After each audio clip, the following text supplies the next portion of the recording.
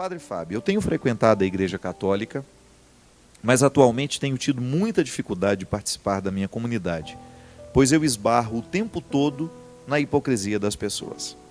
Eu vejo muita gente trabalhando, mas não pelo valor da evangelização, mas por vaidade, usando da igreja como lugar de projeção pessoal. E isso tem enfraquecido muito a minha fé. Gostaria que o senhor falasse sobre essa questão. A minha pergunta é: a nossa fé em Deus depende das pessoas? Meu Deus do céu. O que você acha, Vanilson? Depende ou não? Não depende, mas esbarra, né? Esse é o problema. Vamos fazer uma distinção. A fé é um dom que nós recebemos de Deus e que precisa ser desenvolvido à medida em que a gente vai vivendo. Por que precisa ser desenvolvido?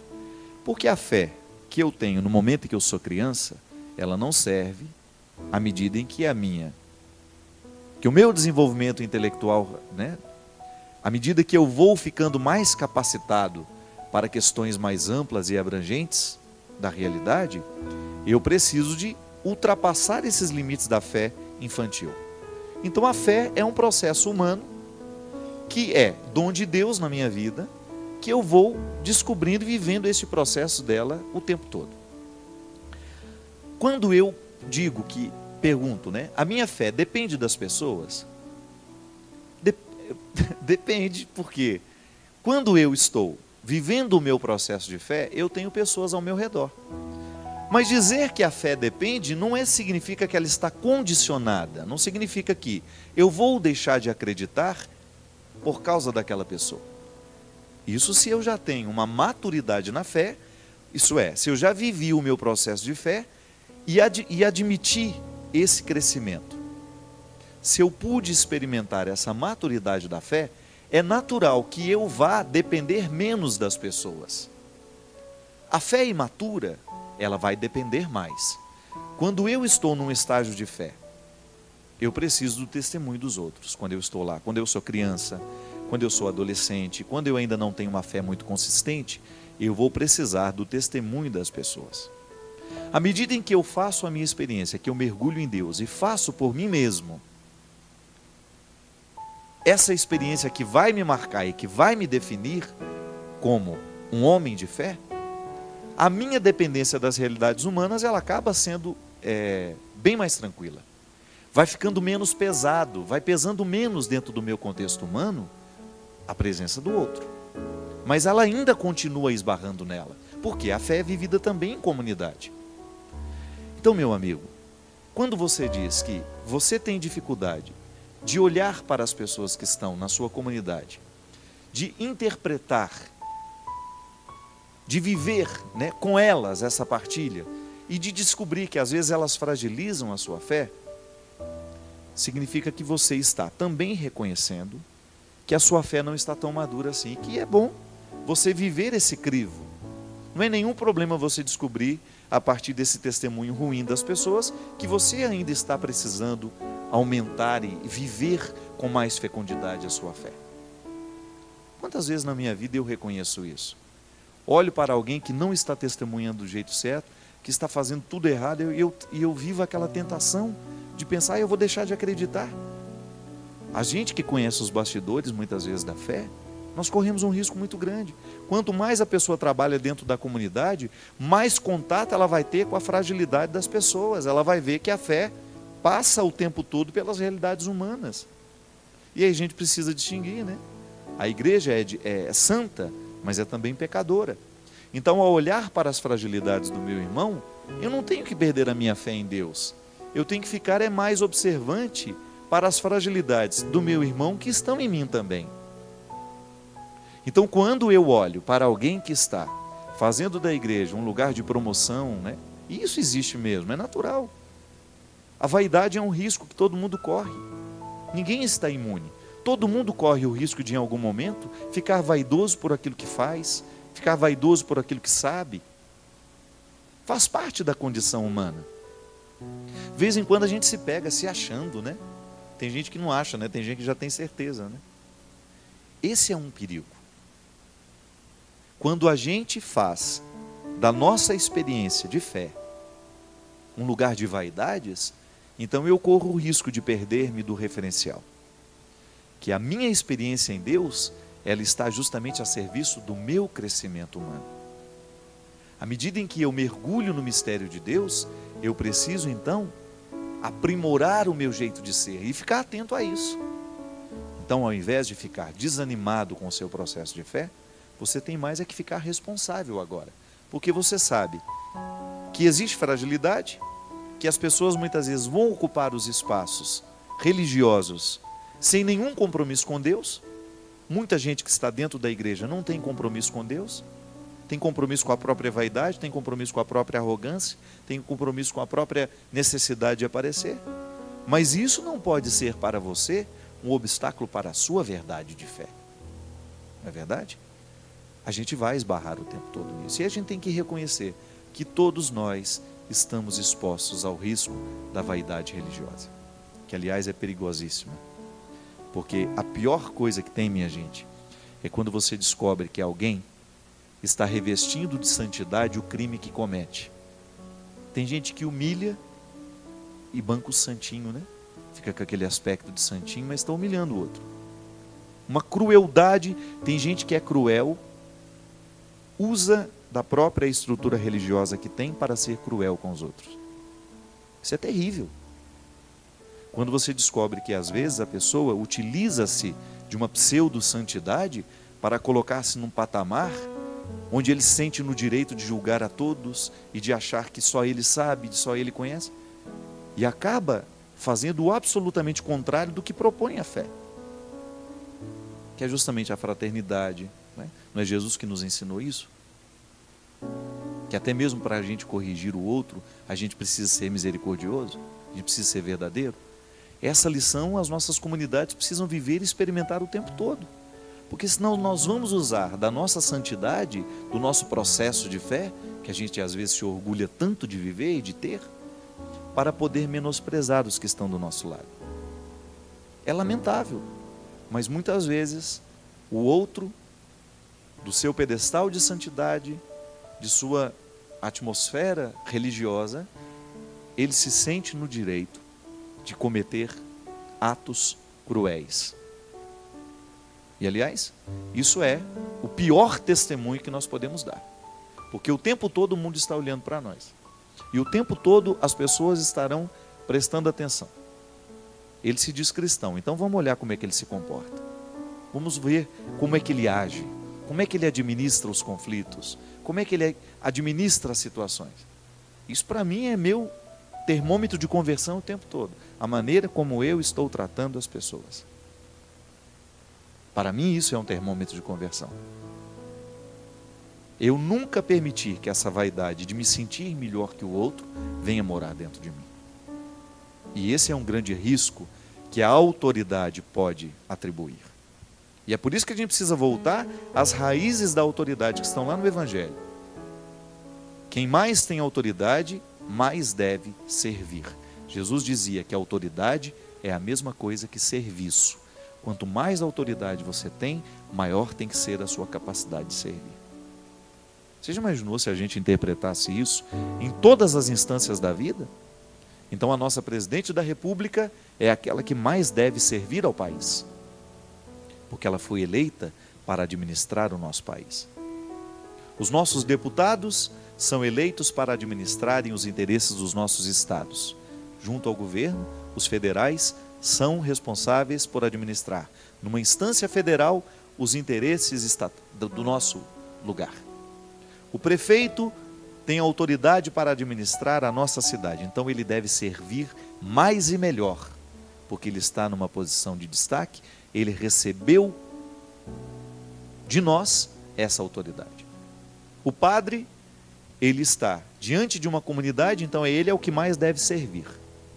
O bispo, na autoridade que lhe foi dada, ele administra a diocese, servindo essa diocese, criando o bem comum, fazendo com que cada vez os padres possam estar juntos, possam viver bem a sua missão. Ele é o grande incentivador, o legítimo representante do Papa ali naquela igreja particular. Aí o Papa, ele é o grande servidor de Cristo dentro da Igreja Católica. E nós, todos nós somos convidados a reconhecer qual é a autoridade que hoje eu tenho. Que de vez em quando nós somos revestidos de autoridade, ainda que temporária. Por exemplo, eu estou aqui, estou com esse microfone na mão, falando a muitas pessoas. Olha que autoridade. Não posso exercer aqui esta oportunidade de estar com você, a serviço das minhas vaidades, a serviço dos meus interesses? Não. A minha consciência me coloca diante de Jesus como sendo aqui agora um legítimo representante dele para servir, através do meu trabalho, através daquilo que a vida me deu, através daquilo que eu estudei, daquilo que eu rezei, daquilo que eu experimentei. Não é assim? De vez em quando a vida me dá autoridade com alguém. Entra lá dentro do meu confessionário, ou para se aconselhar comigo, me conta a vida dela, e de repente eu tenho a autoridade da palavra. Às vezes a pessoa espera de mim uma palavra.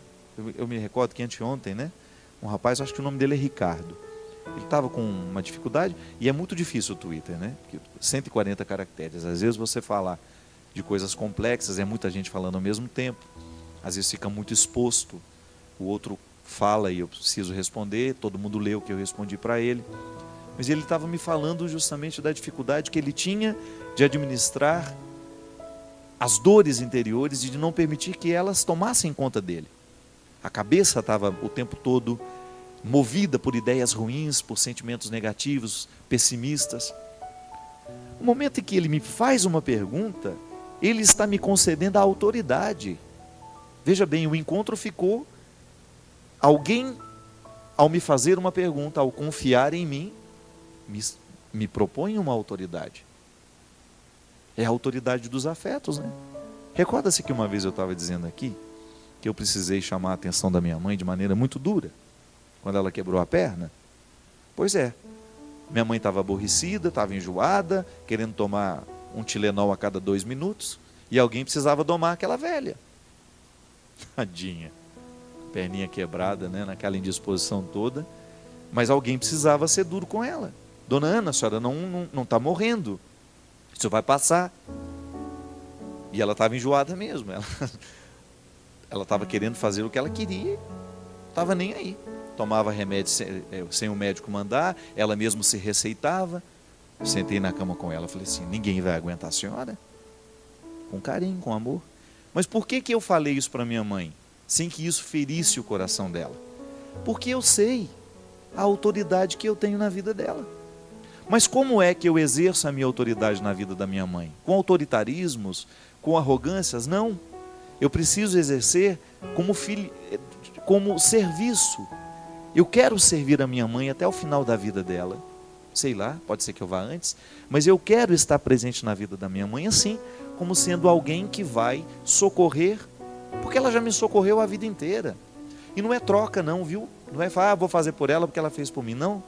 Eu faria pela minha mãe, mesmo que eu soubesse que ela não tivesse feito por mim. É porque eu identifico que quando eu tenho uma autoridade na vida do outro, eu tenho que exercer bem esse papel, com responsabilidade. A palavra tem um efeito, e eu sei que ela reconhece na minha palavra uma autoridade. E isso não é brincadeira. É por isso que, como homem público, a gente precisa tomar muito cuidado com o que a gente fala, com o que a gente aconselha. Porque nós a gente representa na vida das pessoas muito mais do que às vezes a gente imagina. E por isso o cuidado. Na sua vida você tem diversas situações em que você fica revestido de autoridade. E aí? Como é que você escolhe exercer a sua autoridade? Minha gente, o tempo todo a vida nos proporciona a experiência do encontro. E o encontro pode ser saudável ou não. Tudo vai depender da maneira como nós escolhemos nos encontrar. Hoje você encontrou muita gente, amanhã você vai encontrar outras. Tudo vai depender da maneira como você vai interpretar o outro no momento do seu encontro. Volto ao início do programa mais uma vez. Se você o interpreta como uma pessoa e tem respeito por ela, você está exercendo uma autoridade do jeito correto. E o outro também é a mesma coisa. Agora, quando nós tratamos dessa autoridade espiritual, religiosa, que muitas vezes os nossos cargos dentro das comunidades nos fornecem e nos oferecem, precisamos entender. Precisamos entender que a nossa postura tem que ser sempre amorosa, tem que ser sempre baseada no ser de Jesus. Porque o nosso serviço não serve para nada se a gente não reconhece no serviço que a gente faz um lugar onde Deus nos trabalha, onde Deus nos modifica. Padre Fábio, a Sandra de Jaraguá do Sul pergunta assim: o que fazer quando o passado não quer passar? Sofri uma traição e não tenho conseguido mais me reerguer. Sandra, minha filha, o passado não passa quando a gente fecha a porta para que ele não vá embora, né? Toda vez que nós insistimos em martirizar dentro de nós uma experiência negativa, ela não vai passar. E a gente sabe, o tempo é o melhor remédio que nós podemos viver e experimentar e administrar em nós. A dor que me acometia tanto anteontem, a minha preocupação que estava me tirando o sono anteontem, à medida em que eu vou triturando isso, mastigando, administrando do jeito certo, colocando, primeira coisa, a gente tem que fazer aquilo que a gente pode, não é? Se tem alguma coisa me preocupando, a primeira coisa, o que eu posso fazer para diminuir essa preocupação? Existe alguma coisa de concreto que eu possa fazer? Então, tá, você tem uma dor, uma traição. Você já foi lá no traidor devolver o lixo dele? Será que você tem alguma coisa engasgada, qualquer coisa que você precisa resolver dentro do seu coração, jogar fora, através de palavras, um choro, sei lá? Alguma atitude sua que possa diminuir essa sensação de desconforto? A gente precisa fazer. É a mesma coisa a preocupação. Quando algo me preocupa e eu descubro naquela preocupação o que eu posso fazer para diminuir o efeito dessa preocupação na minha vida e faço, então eu começo a resolver, abrir as portas para que esse passado comece a passar, não é? Porque senão nós vamos represar a experiência que não valeu a pena, nós vamos segurar dentro de nós o evento, o acontecimento que nos machucou, que nos lesou, e aí a gente vai viver um processo contínuo de lesões e de machucados, porque a lembrança, o rancor, o ressentimento, eles só provocam novas feridas dentro de nós. Eu nunca vi alguém ficar curado guardando ressentimento. Porque o que é o ressentimento? Ressentir é sentir várias vezes. É como se você pegasse uma gilete e ficasse passando ela em cima do mesmo lugar da pele. Nunca vai cicatrizar. E o corte vai ficando pior. Porque você vai lesando a pele, vai lesando, vai lesando, vai lesando, vai lesando. Você vai perdendo a oportunidade de viver a cicatrização. Não é assim? Você já observou que quando começa a cicatrizar, dá uma coceirinha? Não é assim? A cicatrização provoca uma sensação de coceira, né? Dentro de nós é a mesma coisa. Pode observar, existem muitas situações afetivas que às vezes nós estamos começando a nos recuperar dela. Aí você tem aquela sensação, vez em quando, de querer retomar, são as coceirinhas da cura. Segura isso daí. Consiga manter sob controle os seus ódios. Consiga manter sob controle os seus ressentimentos. Consiga manter sob controle as suas carências. E aí você começa a viver o processo da libertação das consequências negativas que aquele fato lhe provocou. É a vida. Todo mundo é machucado.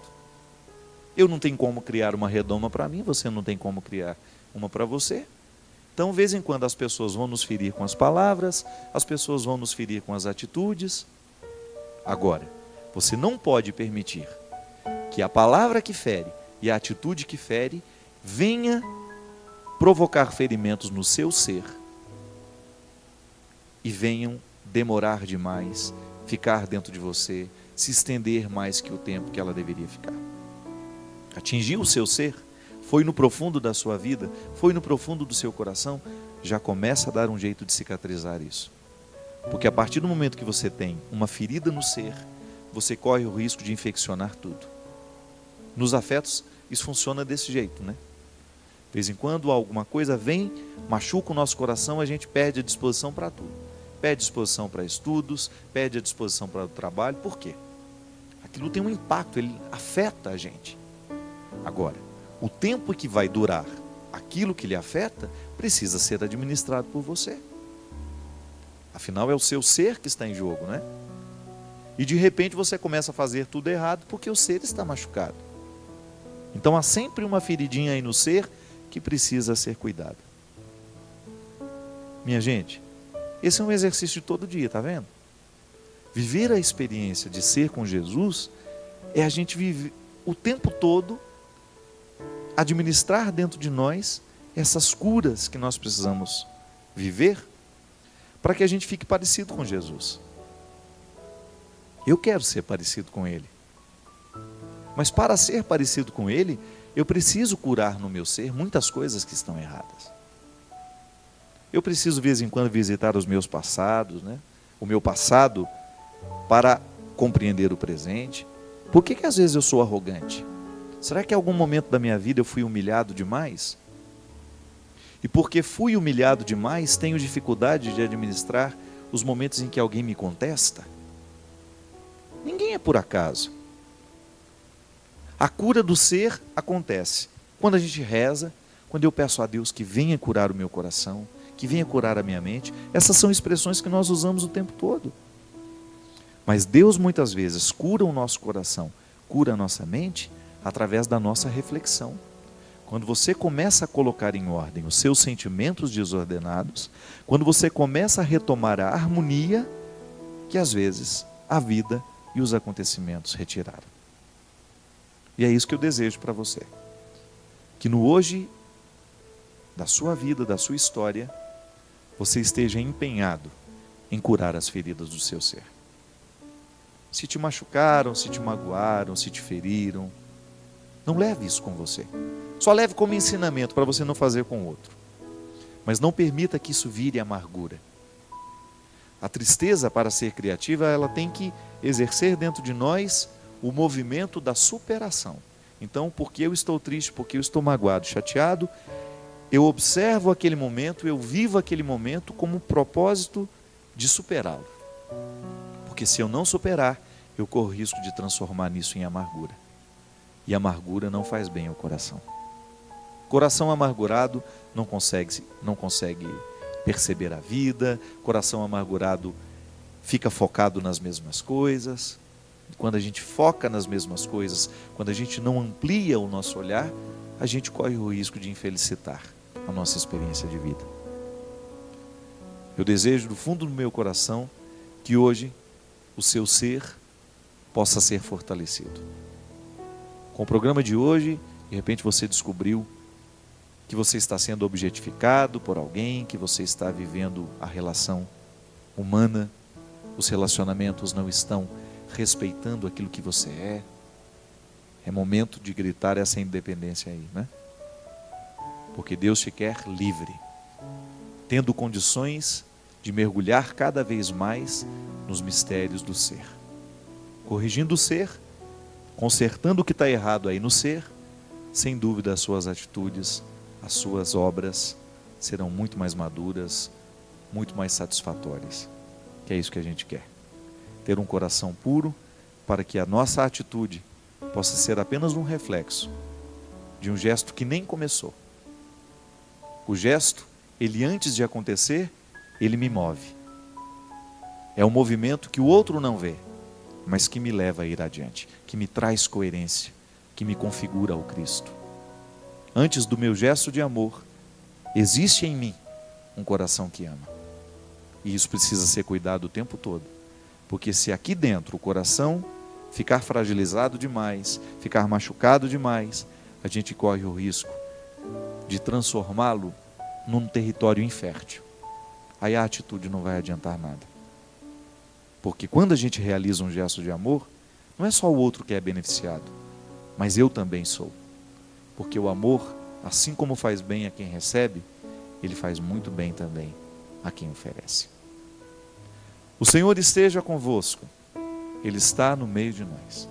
Derrame sobre nós, sobre o nosso coração, sobre a nossa vida, A bênção do Deus Todo-Poderoso, Pai, Filho e Espírito Santo. Amém. Obrigado. Até a semana que vem, se Deus quiser. Filho do céu, Filho do céu, teu amor me faz vencer, teu amor me faz dizer: sou filho do céu, filho do céu, filho do céu. Teu amor me faz vencer, teu amor me faz dizer: sou filho do céu.